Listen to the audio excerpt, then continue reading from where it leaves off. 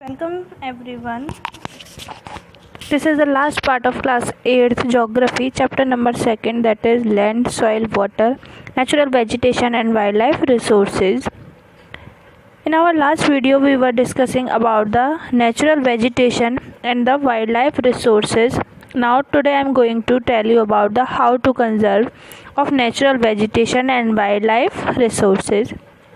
As you know, forests are our wealth. Plants gives shelter to the animals and together they maintain the ecosystem. जैसा कि आपको पता है forest हमारी wealth होती है और प्लांट्स एनिमल्स को शेल्टर प्रोवाइड करते हैं और एक मेंटेन करते हैं इकोसिस्टम.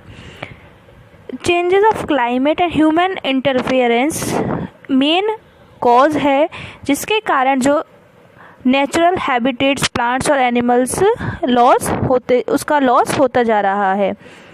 कुछ इसमें से ऐसे स्पीसीज हैं जो एंडेंजर्ड और समार on the verge of extinction, जिसमें से कुछ ऐसी स्थिति में आ गई हैं जो ख़त्म होने की कगार पर हैं, लुप्त होने की कगार पर हैं. डिफॉरेस्टेशन, सॉइल इरोजन, जो आपका कंस्ट्रक्शनल एक्टिविटीज़ होती हैं, फॉरेस्ट फायर्स हैं, सुनामी है, लैंडस्लाइड्स हैं, ह्यूमन इंटरफियरेंस है और नेचुरल फैक्टर्स हैं, ये एक्सेलरेट करते हैं process of extinction of the resources. इसी के लिए आप देखते हो major concern is the poaching is the result in the sharp decline of the number of particular species. जो पोचिंग भी एक मेन रीज़न है जिससे डिक्लाइन होता है आपका काफ़ी सारी स्पीसीज़ यानी प्रजातियों को ख़त्म होती जा रही हैं. पोचिंग जो है एनिमल्स की जब पोच किए जाते हैं वो किसके लिए किए जाते हैं? इलीगल ट्रेड के लिए, यानी इलीगल जो व्यापार किया जाता है एनिमल से जो हमें सामान मिलता है like hide, skin, nails, teeth, horns as well as the feathers, इनकी क्या होती है? इलीगल वे में इनका व्यापार होता है क्योंकि ये गवर्नमेंट के थ्रू बैन है किसी भी एनिमल को पोच करना. तो इसके अलावा कुछ यहाँ पे और एनिमल्स हैं like tiger, lion, elephants, deer, black buck, crocodile, rhino, leopard, ostrich and peacock. इनको भी नीड है कि ज़्यादा से ज़्यादा इनको कंजर्व किया जाए. हमको क्या इसीलिए क्या करना चाहिए? अवेयरनेस ज़्यादा से ज़्यादा लोगों के बीच पहुंचाकर और इन सारे एनिमल्स को हमें कंजर्व करना चाहिए. यहाँ पे आपको एक पिक्चर दे रखा है, कोलाज दे रखा है, स्कूल के स्टूडेंट्स के थ्रू यहाँ पर बनाया गया है फॉरेस्ट का एरिया. सेकंड पिक्चर में आप देख रहे हो यहाँ पर जो रेन फॉरेस्ट है उसका लॉस हुआ है सुनामी की वजह से. सुनामी आ जाती है ना, उसकी वजह से, और ये ग्रेट निकोबार में है. यहाँ पे ब्लैक बक आपको शो हो रखा है, इसको नीड है किसकी? प्रोटेक्शन की, क्योंकि ये भी एंडेंजर्ड एक सिचुएशन में है ब्लैक बक. तो हम इनको अवेयरनेस ज़्यादा से ज़्यादा लोगों के बीच पहुँचाकर बचा सकते हैं. गवर्नमेंट भी इसके लिए बहुत ज़्यादा वर्क कर रही है, जैसे वो नेशनल पार्क्स बनाती है, वाइल्ड लाइफ सेंचुरीज़ बनाती है, बायो रिजर्व्स बनाती है, जिससे ये प्रोटेक्ट हो सके नेचुरल वेजिटेशन और वाइल्ड लाइफ रिसोर्सेज.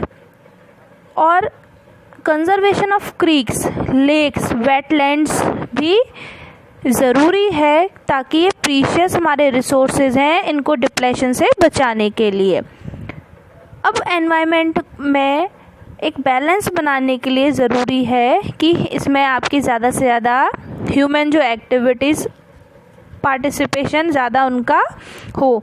आप देखते हो बहुत सारी जो स्पीसीज़ हैं यहाँ पर due to the indiscriminate killings several birds and animals have either become the extinct और आर वर्ज ऑफ एक्सटेंशन. जिसमें से कुछ आपके जैसे बर्ड्स हैं, एनिमल्स हैं, है ना, अननेसेसरी उनको क्या किया जाता है? किल किया जाता है. ठीक है, एनिमल्स को पोच किया जाता है, तो वर्ज ऑफ एक्सटिंक्शन यानी लुप्त होने की कगार पर पहुंचते जा रहे हैं.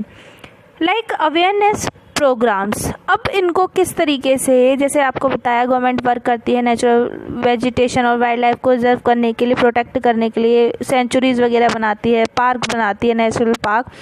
तो बहुत सारे प्रोग्राम्स भी चलाए जाते हैं, जिसमें से आपका अवेयरनेस प्रोग्राम्स हैं जो आपके सोशल फॉरेस्ट्री को ये एक तरीके से बढ़ावा देता है, जिसमें इनकरेज किया जाता है, जिसको क्या कहा जाता है, अवेयरनेस प्रोग्राम कौन सा था, वन महोत्सव।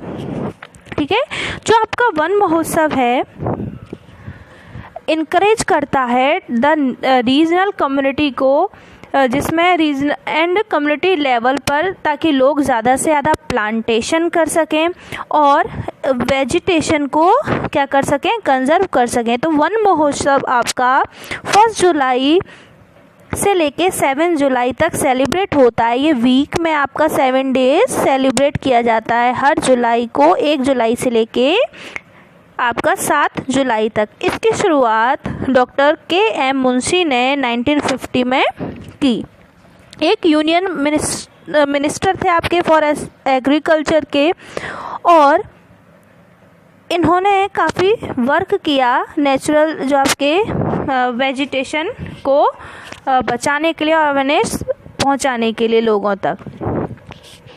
Now next, school children should be encouraged to bird watch, visit nature camps, and they appreciate to habitat or varied species. यानी स्कूल के जो बच्चे हैं उनको भी इनकरेज करना चाहिए कि वो बर्ड सेंचुरीज़ वगैरह उनको वॉच करने के लिए, विज़िट करने के लिए लेके जाना चाहिए, स्कूल में के कैंप्स जाने चाहिए, और जिससे वो क्या कर सकें, जो हमारे अलग अलग जो स्पीसीज़ हैं एनिमल्स और बर्ड्स की, उनको अप्रिशिएट करें।